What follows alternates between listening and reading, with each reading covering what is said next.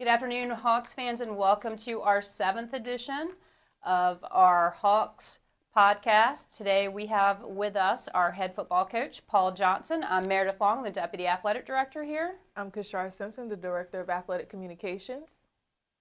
And I'm Paul Johnson, head football coach.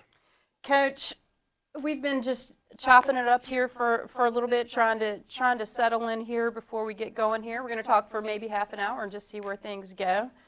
But you are heading into your 4th year here as the Hawks head football coach, and you probably aged a little bit more in the last 3 seasons from all the challenges, from being in the Gulf South, the travel, all the personnel changes. But nonetheless, you've gotten through those challenges. And I'd like to talk to you a little bit about, before we get into some of the challenges and the things that you see on the forefront for the football program, tell us a little bit about how you got here to Chowan.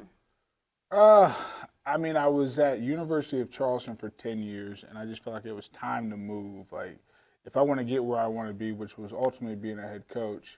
So I decided to take an OC job in Pennsylvania at Bloomsburg University.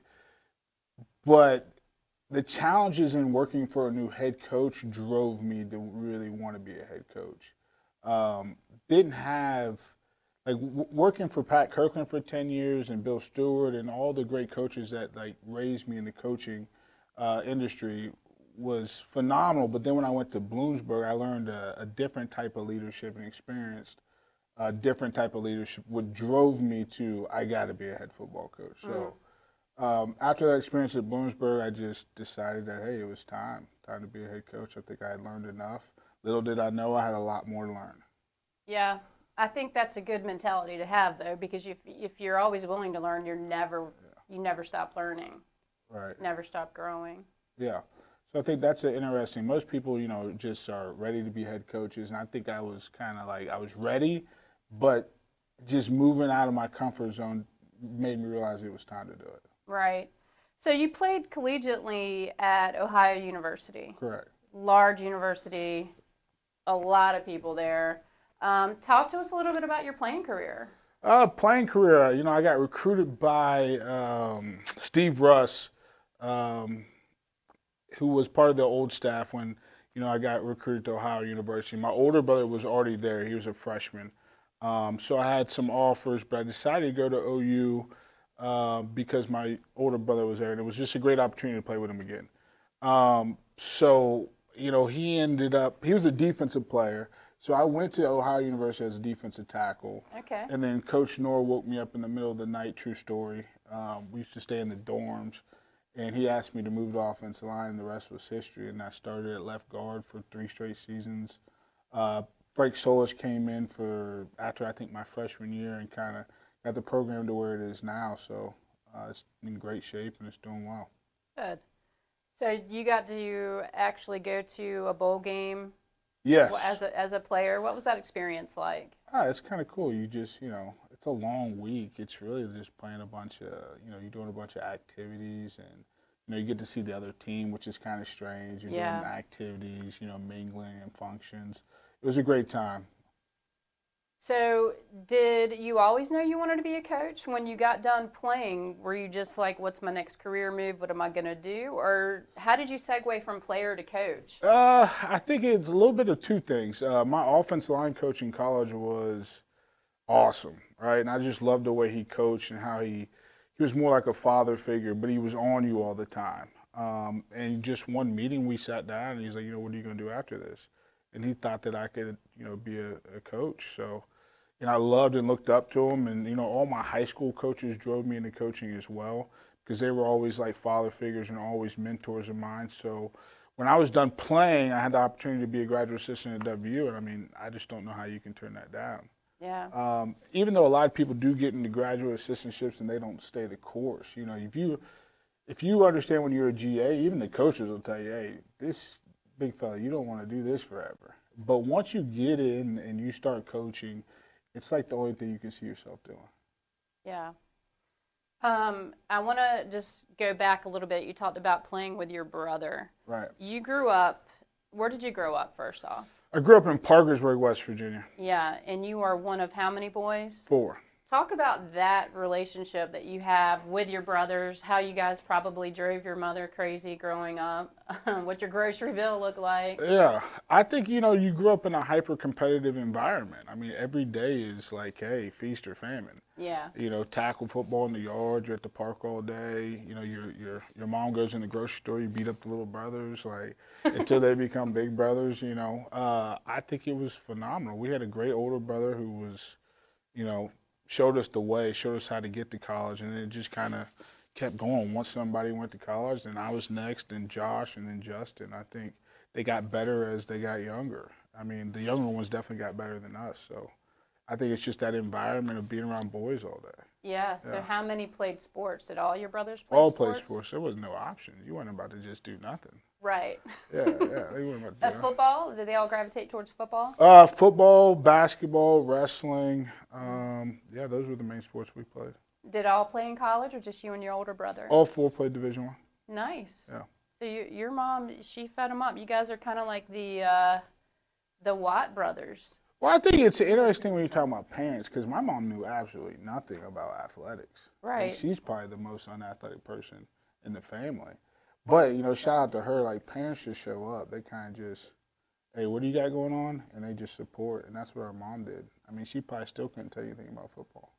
She just shows up with your jersey number on and, hey, cheers. Yeah, Right. Yeah. I mean, there's nothing wrong with that. No. I think a lot of parents, and me being one of them, probably should have taken a lot of lessons from Yeah. parents like that. Let the kids shine and let them lead the way. But I think it also takes the pressure off, which nowadays you have a lot of parents that are like coaching their kids and like you're hiring all these trainers and you're pushing them to where we got home, mom, hey, how was your day? Like, Yeah. she don't know nothing about it, so made it easy.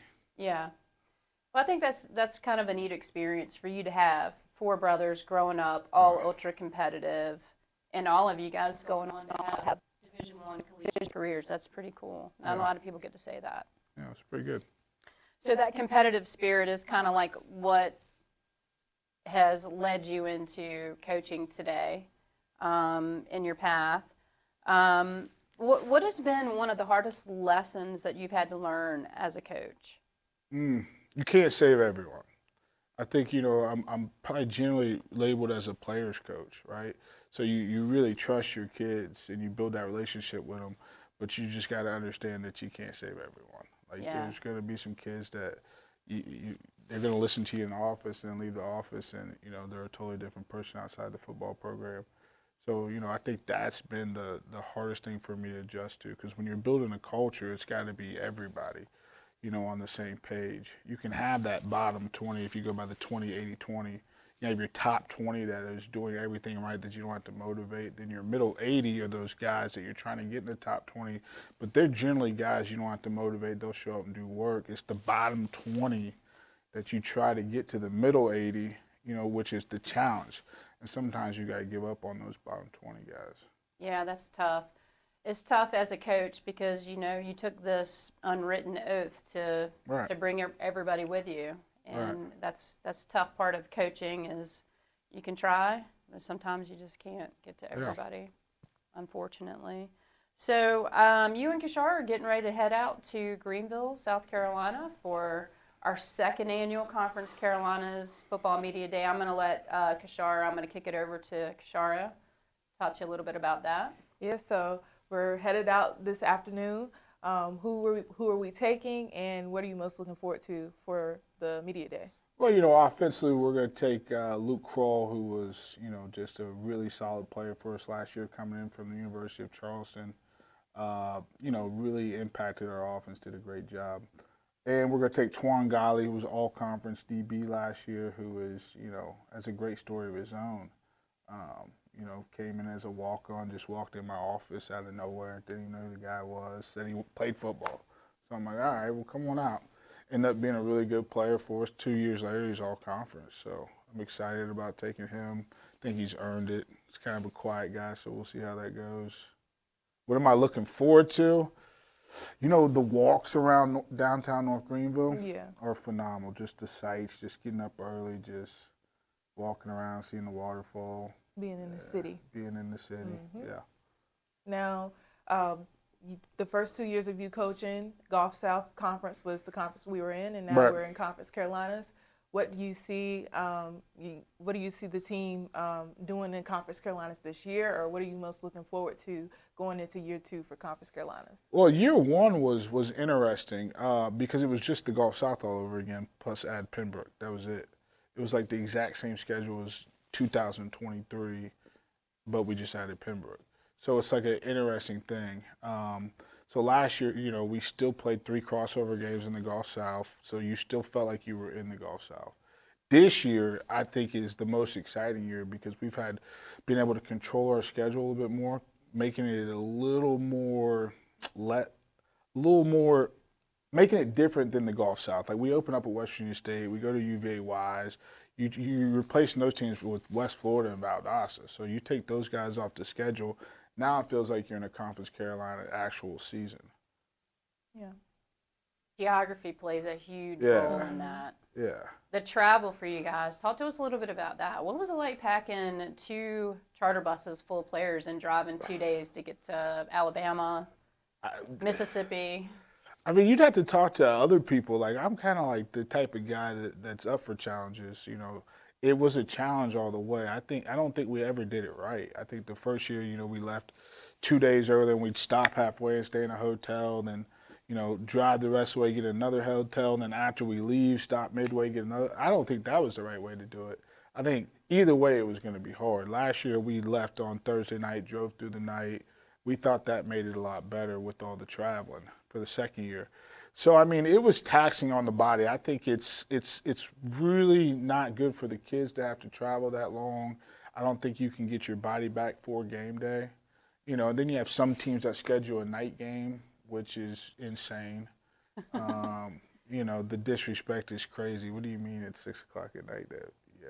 So What is your disdain with what? for night games? Why don't you like There's playing under the lights? there's no disdain for night games when you're traveling. That's the disdain. Like Yeah. the game gets over at 10, and then we're getting everybody out of West Florida to get back on the bus to drive. Yeah, that's tough. It's not what you want to do. Yeah. I say Mississippi is probably the toughest. I don't think we got back to like actual Monday. Yeah. Which is how you going to get ready for the next week. Yeah. So the challenges were great. They were fun. I learned a lot. You definitely learn how to plan and budget, and yeah, I mean, I would do it again. I mean, it's taught me a lot. Well, going back to the players that you're bringing in your years coaching, because you're not a rookie coach. You've been coaching for 15, 16 Yeah. years now. Oh wow. As a coach, you mentioned 2 players, Chowan Godley and Luke Crawl, humble guys, worked Yeah. hard. You said, Chowan actually walked on and proved himself. What do you do with players that are and not just on our team, but in your past years? How do you coach individual players to be a part of a team when individuality is something that is stressed today in our culture in general? I think for me, where I'm a little different probably than everybody else, is I'm not trying to change who they are. I'm just trying to get them to buy into the standard and then let the team, like I want player-led teams. I know I've talked about it for 3 years. I'm trying to get there. I feel like we're finally getting there. I want players to lead. So this is the standard. These are the rules. Then I want players like implementing them. But I never want to change who they are. I want them to be a part of the team. So I try to let them have some individuality. Like in the weight room, we don't wear jewelry. So that means that's everybody. That's a team thing. So outside of that, I'm not trying. If they're a talker, I want them to talk. All right. I don't want them to be quiet just because they're around the team. So I just try to encourage them to be them. I think that's why players like playing for me, is because I'm not trying to change who they are. Right. Yeah. Could you have coached somebody like Deion Sanders? Absolutely. Yeah. I think that's you want that. But Deion, at the end of the day, is like a real old school disciplinarian. As a Yeah. coach, 100%. As a player, flashy. Flashy. I think Yeah. flash is good. I think to an extent. I think there's like when you're trying, but I have rules. So like the jewelry thing doesn't really get in the way of what we're trying to accomplish. But I think the flash can sometimes get in the way, but you got to still let them be them. So you talked about the standard. Right. What is the standard for Chowan football? Standards, we're going to show up every day. We're going to work hard. I mean, work, work, work, work, work. And I think everything results from the work that you put in. You know, discipline is a must. You know, the nobody's above discipline. So we try to put that at the forefront of our program. Like, it's going to be a discipline program. I think last year we were second in penalties. You know, I think that's probably 2 years in a row, Yeah. which is good. You know, the least penalties. You know, you can see that our GPA has climbed tremendously since I've been here. I think it's the highest it's probably ever been. You know, that's discipline and structure. So I think when you look at Chowan's football program, you should think of it as a disciplined program. I think it's got to start there, and we're going to play hard. So we're going to segue. We're going to have a little bit of fun here. We're going to take you on our hot takes, and I'll let you handle the hot takes today, Kishara. Okay. So the first one is a little bit of this or that. Jordan or LeBron? You got to go with LeBron. Uh, Like LeBron, I'm so sick of this even like being like a topic. Like, it's insane. You got to think I graduated the same year LeBron did. So I've been watching LeBron since we were at high school parties, and this guy was on the TV, like, to freshman year of college. Like, he's still playing basketball. Like, what are we talking about? It's not even close. I'm gonna throw another one in there then, and I already know your answer, but they may not. Drake or Kendrick? Oh, this is not even a question. We don't even listen to Kendrick in the football building. It's not even allowed. I didn't even know who Kendrick was before the Drake beef, to be honest. Lord. But it's Drake all day. Yeah, his Here's a number question one for request. you. Here's a question for you. What'd you think of the Iceman album? I didn't listen to it. Yeah, I do not indulge in that type of music anymore. I don't listen to Secular music? Secular music. Okay. Nope. I can respect that. Well, just to let you know, I thought it was, a classic. I thought it was, one of his best of all time. I thought you would say that. Yeah, I all thought the it Drake was- fans, they kind of love the album. Nah, so- see, but I'm not like the guy that's online, battling people talking about Drake and Kendrick and all that. I could care less. But, Drake, we don't listen to Kendrick in our building. Oh my Lord. Fun fact, I can't remember after what game it was, but it was before a game. Yeah. You had called me like, do not ever again, like, do not put on no Kendrick Lamar ever. Do not want him on the playlist. Yeah, we turned that off immediately. Yeah, so after that, I got the memo. Yeah. We need to somehow get Drake in on Coach Johnson's bandwagon here. Yeah, I mean, like he's Sponsorship going or hard for something. you, Drake, and I think you need to understand that there's a lot of love for Drake right here, Coach Johnson in Murfreesboro, North Carolina. That brings me back to the whole LeBron thing. Like LeBron switched up on my guy too. That was, I felt, a little mad at LeBron for that, but I still think LeBron's the GOAT. Well, where do you think he's gonna go? Like he's in the process of being traded. Where do you think he's gonna go? I think it's an exciting time. I mean, my heart wants him to go to Golden State. Like, I mean, could you imagine seeing him with Steph That Curry would be and insane. Draymond? Yeah. Like, that's what you always want to see. Like him with a shooter is dominant. But who's taking number 23 though? Do you know where number 23 comes from? Jordan? Correct. The greatest player of all time, Michael Jordan. I mean, hey. Even You LeBron, can't go wrong. Even LeBron says, "Hey, I respect his game so much. I'm going to wear his jersey number." I respect that, but you can go on the internet and watch like the '90s basketball games. Yeah. Yeah. Okay. Enough said. Like, Let's talk about the length of the season. enough said. Like Yeah. you can go watch that stuff. It's not the same. It's really not. It's really not. But it's I embarrassing. can't talk because I'm before that time, so Yeah. I don't know. Mm. What's your favorite television series? Ooh. Favorite television series? Breaking Bad. Probably not the right thing to say on this podcast. A lot of people like Breaking Bad. Breaking Bad, Yeah. Friday Night Lights. Friday Night Lights is a good one. I mean, it's got to be a show that you can watch over and over and over again. I tell you what, when we had Bradley, our first child, we watched The Wire back in 17. Oh yeah, The Wire. Yeah, absolutely. And now me and the wife are rewatching The Wire. It's been, I don't know, nine years Yeah. since we've seen it. It's like a whole new television show. So The Wire goes down as one of the greatest shows ever. I'll have to tap into that one. I don't think Yeah, I've you'll love watched that. it. The Wire, oh my goodness. It was the start for many celebrities' Oh yeah. careers. Idris Elba, Yeah. he was basically, Stringer Bell. yeah. Yeah. Did You you should like check how it out. did you like how he got done dirty there at the end? Listen, I can't remember. We're on season 2 right now, so Okay, so it's going to be like a spoiler. yeah, don't do that. Yeah, I don't want to talk about it. What's the best sports rivalry to you? Best sports rivalry to me. Well, I'm a West Virginia guy, so I'd probably have to go Pitt versus the Mounties. Yeah, Okay. you don't like Pitt. Now, when you're eating wings, first of all, where are you getting your wings from? Ooh, are we in Murfreesboro? You can be anywhere. Yeah. Oh, I'm going to B-Dubs. BW3s, love that place, classic. A lot of memories there. And are you more of a flats guy or a drums? You know, I'd prefer flats, but am I bougie enough to be like, hey, I want all flats? No. So, I mean, I eat them both, but That's flats fair. are, yeah. That's fair.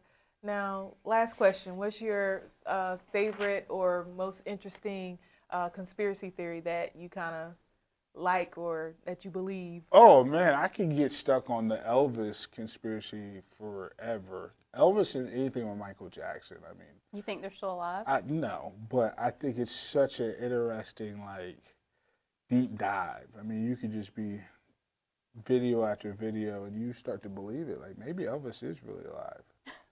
Like maybe just maybe. So, and then the Michael Jackson thing. There's so many theories on that. It's ridiculous. So. You mean in terms of him being alive? Yeah, him being alive. I heard he died actually in like 1980 something. That the guy we've been watching for is whatever you want to call it. Not him. So a lot of conspiracy. Do you think they landed on the moon? No, absolutely not. 1969. You can't convince me of that. Do So- you think we landed on the moon? What they said that I think there's been 12 people that have walked on the moon, all Americans. I don't know. I'd like to say that we wouldn't lie about that, but there was a lot going on at that time with the Cold War and the race to space. And I will say this, like one of my favorite movies, like in the top 10 probably is Hidden Figures. So I like how the human computers came into that and they like got the guy there into orbit. But Just think about technology. Like how, like, Yeah, that's where my mind at. But I'm on the other side of that argument, saying like, how would we be able to fake it? Like, how would we be able to make it look that realistic? Like, we would be able to tell it was fake. But how do we know if it's realistic if we don't know what it's like on the moon? That's true. yeah, That's true. Yeah, I'm out on that one. It's a lot to think about. That's why I try not to think about it too much because it takes up too much space in my brain. For sure. Okay, so we're going to switch. We're going to keep in the hot takes. We're going to take you on a Chowan hot takes down that path. So you eat at the calf quite a bit. Do you eat there every day you're here? Yeah, love it. Okay, what's your favorite meal in the calf? It's got to be Catfish Friday. Yeah. Okay. Love the Friday catfish for sure. Okay, Mr. Superfan also chose that, Larry Carter. Yeah, he did. I Yeah. mean, he's always in there too. Fried Fish Friday, he likes it. It's the best day. I mean, obviously you like the fried chicken. What is it, Tuesday now or Wednesday? Wednesday, I believe. Wednesday's Yeah. But yeah, I mean, you can't go wrong with the fried fish. I mean, it's phenomenal. Yeah. But I'll tell you what, our calf, I mean, I've been some places. Our calf does shout out to E over there. Yeah, He Eric does Carey. Yeah, he does a great job. I mean, heavy on the seasoning. Mm-hmm. Sometimes I gotta avoid it. I mean, it's easy to get pretty big over there. Yeah. Yeah. His mac and cheese, I'm not a huge mac and cheese person, but Yeah. his mac and cheese is definitely the best around. Oh, I agree. I mean, you gotta think. There's people in our community that come in here every Sunday. Not just Sunday. Sunday, every day. Every But like day. Sunday's like a big day. They're in Yeah. calf. Summertime's hard for our community when they can't Yeah. get in here to get to the calf.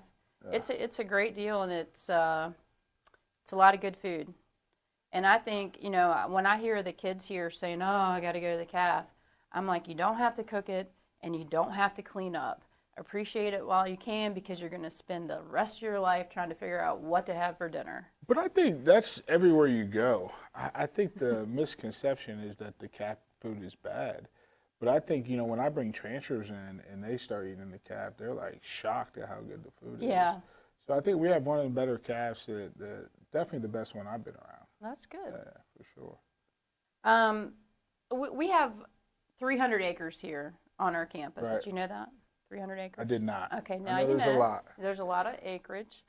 And there's a lot of little pockets of beauty all over campus. We all have talked about like what our favorite spot is on campus. But what is your favorite spot to like just catch like maybe a little breather on campus? Do you have a spot where you like to stop and look and say, hey man, this is a beautiful place to be?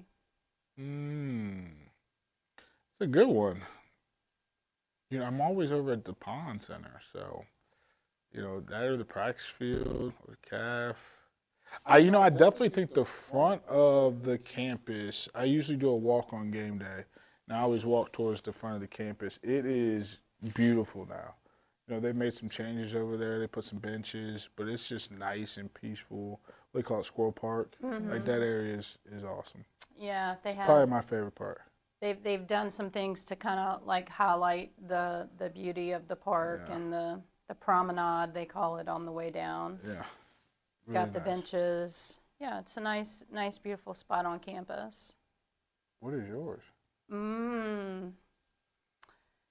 Depends on the day, but I like the outdoor chapel area. Okay, that's a solid one. I like to, on Saturday game days, kind of like take the chapel and the fountain in out there. Yeah. But there's also a very beautiful view, and I've said this on previous podcasts, in between the chapel and the columns building, there's a space where you can stand in between those two buildings and look down and see the football field, and it's really pretty. Really? Yeah. All right. What about I you? do feel blessed, and oftentimes we get like caught up in doing what we do. Yeah. I do feel blessed to be able to work on this campus and all the beauty that it has. Because, if you think about it, you could be stuck in an office or a cubby all day, every day, and not have the beauty that you get to do and see here. So. Yeah, I agree. All those people that work in offices, I don't know how they do it. Yeah. Yeah. There's a lot of benefits to working on a campus such as ours, for sure. So in that same vein, where are you taking recruits on campus and their families to show them first? Like, where's their first stop? First stop is always the Pond Center, because you're selling them on you and the program. So, we always stop at the Pond Center first, and then we immediately go left towards, White's to show them the living. And we have our own little tour set up, and we usually have coaches with them and walk around, but we always start towards White's because White's is such a beautiful setting. Like, when you think about it, like you drive on a lot of campuses, there's not apartments like that they get to live in. So we try to show that off first, for sure. Yeah, that's a nice walk too. So if you're talking about the beautiful walk from Pond, you got one fountain, go across the bridge, you got another little lake, and that's all nice. And everything is starting to grow up over there. When it was first built, the trees and everything on the quad over there at White's weren't mature, but now they're doing big things over there. So I'll let Kashara ask a couple Chowan hot takes. What's the best thing to you about being in Murfreesboro? Best thing about being in, like living or just being? Just in general. Well, if you ask my boy, listen, I bring my son to work all the time. He thinks that anybody that lives in Murfreesboro is living the life. He's like, man, I take the Mexican restaurants right up the street, Dairy, the ice cream spot, McDonald's. Think about being a little kid. Like, he is like, this is the life. He gets to go to the football building every day. It really makes you take back, like, man, we really do live a pretty good life. So one of my favorite things in Murfreesboro is the duck through. I love that spot over there. You can it's kind of like do it all kind of store. Yeah. Yeah. Shout out to the Duck Through and Jernigan Oil. They are a sponsor. Yeah, they do a great job in there. And when you go in there, they feel like you know them. Yeah. So probably Duck Through. Yeah. They have good food in there. Yeah. I love their sandwiches. Yep, Yeah. you definitely put me on to the Yeah. sandwich, the sub. Yeah. I mean, I lived off duck for like 4 months. Yeah. And the calf. hmm Shout out to the calf, yeah. Now, what's the best thing to you about being on a small campus, particularly our small campus? Oh, I think the best thing about any small campus is the opportunity and ability to build relationships and get to know everybody on campus. I think that's the best thing about being at Chowan is you can, walk over to somebody's office and actually have a conversation. Nobody's too far away. I think that's the best thing about being at Chowan is still the ability to build relationships. Okay, so we're going to the segment, A Wing and a Prayer. And Kashar's just going to, she's going to get you with 6 questions, All right. okay? They got to be quick answers. If you don't know it, if you don't know the answer, just pass and she'll come back to it at the end, Okay. okay? Nobody has gotten A perfect score. a perfect score, So but these are- nobody's missed more than one. So there's 6 questions. 6 questions about anything? No, Yeah. it's Chowan information. Oh, Yep. man. Well, let's see. Check it out. Let's go. All right. What year was Chowan founded? 1848. I've Yes. seen it. So What is our mascot's name? Murph, What are our official school colors? blue and white. Any more? Royal blue yeah, and white. Yeah, there we go. Yeah. There we go. Name 2 Chowan sports with conference championships. Easy soccer, men's soccer. Is it going all the way back into history? No, not too far. You don't have to go too far. Since I've been here.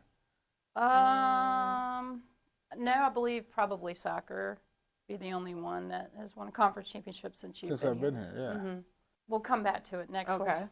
The tallest building in Hertford County is also located on our campus. What building is it? Freshman dorms. Come back to that. I can't remember the name. What of is it. the name of the ghostly lady that haunts the top floor of the Collins building? Listen, I don't know, but Coach Dent is obsessed with that lady.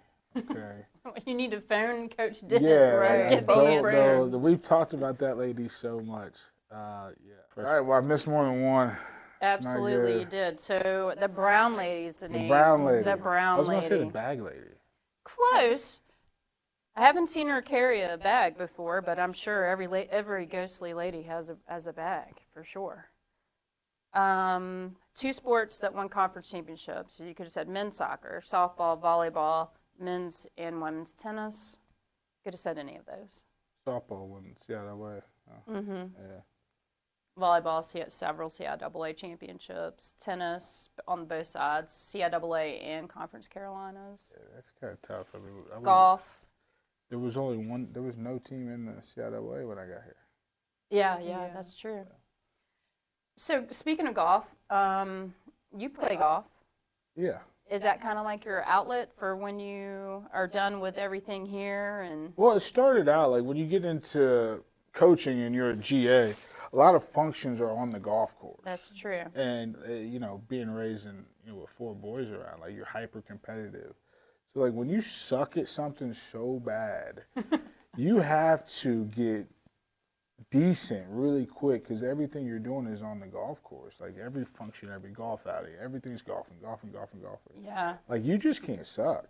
Yeah. And that's what happened when I was a graduate assistant. Like I just would go to the golf course and be the worst one there, and I don't like that. So so I picked up golf and kind of ran with it, and it's definitely a passion of mine. I mean, I built a net out back, got a nice little setup at my house where I can golf, so I don't have to leave all the time. Yeah.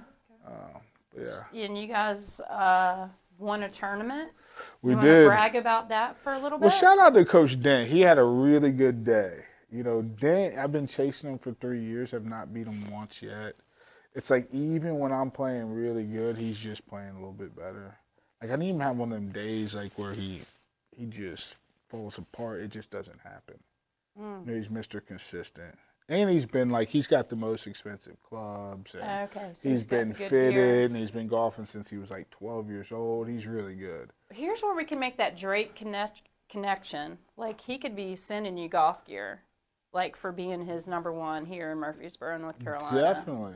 Like getting you up there so you can compete. You can't have your assistant coaches beating you. He's good. He beats everybody. Yeah. I think he's been golfing forever. So are you like, what is the best aspect of your game? I'm pretty good with the irons. Okay. You know, off the tee, if I'm hitting the driver that day, which is, depends, but I'm always on with the irons. So I'd probably say, the irons are probably saving me. Did you watch the British Open? I did not. I did not. Was it Fox one? I'm not sure what channel it was on. I do know there was some controversy in the final round with Bryson Trying to improve his DeChambeau. lie and all Yeah. that. Yeah. I'm not sure I understand the rule. It was improving your back swing. He did. He stomped on the whatever you want to call it. It would have been a bad shot if he didn't, though. That's the thing about golf. There's so many little rules. It's like, what are we doing? Like, why can't he get that out of the way? The ball didn't move. I don't know. I Yeah. guess because he took a two-stroke penalty for it, so it's against the rules, and it always makes it easy if you have something to fall back on, right? Yeah. Take that away, and he did it, then people are going to say he cheated to get that shot off. I mean, he definitely cheated. But, I mean, it's like, why is the rule there? I don't know. Like, why? I mean, I don't know. Golf's a fun game, though. Test your patience. That's why I can't do it. Yeah. Well, I think what you should, I mean, if you feel like you need to develop some patience, like, definitely the golf course will teach you those things. Uh-huh. The integrity of golf, like, golf will tell you a lot about a human being. Because, like, if you're out there and you lose your ball, it's so easy to be like, I found it. Everybody's played golf with that I found it guy, where you're like, there's no way he's about to find this ball, right? And then all of a sudden you're in the other car and I found it. Like, come on. Mm-hmm. Like, golf will teach you a lot about integrity and just, who people are. You get them on the golf course. Yep. You will see my temper flare. Yeah. And that's why it's a game of millimeters. That's why I don't play it anymore. I used to play a little bit, but I don't play anymore at all. Yeah. So I try to use my competitive edge in other areas, like football game day, so I can get you worked up too. That's true. That's true. Yeah. Anything else you want to add to this, Kishar? That's all I got. We just want to say thank you for sitting down with us today, and we appreciate your time, and we hope to see some good Hawks football. Coach, you finally got what you wanted. You worked hard for it, you and your staff. You have your staff in place. You have your program in place. We're doing a lot of things to get the team ready, and we're excited to see what you guys are going to be bringing to the field in 2026. Appreciate you guys. Thanks for having me. And